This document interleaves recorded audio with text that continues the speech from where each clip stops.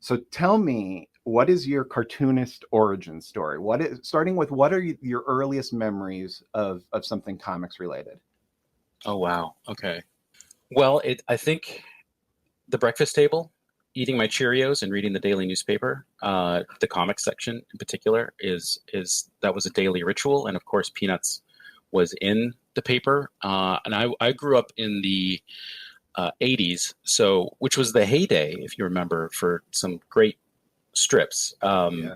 The Far Side, uh, Peanuts, Calvin and Hobbes, Bloom County, all. So that's sort of where my first education really was. So comic strips were really where it began, and I, for a very long time, prior to me doing graphic novels, I wanted to be a syndicated comic strip artist, Hmm.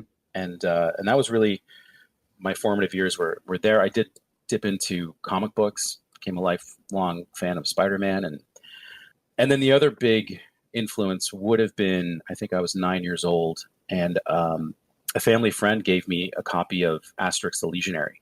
And Asterix Oh, wow. is a great French comic album, and immediately that was sort of the first glimpse of like seeing something that I'd never seen before, and just wanted to know, like, what is this? Who drew this? How does this work? And I just devoured all of those Asterix books, and really wanted to do something like that. I think you have that moment as a young kid where you start to attach names with creations. Hmm.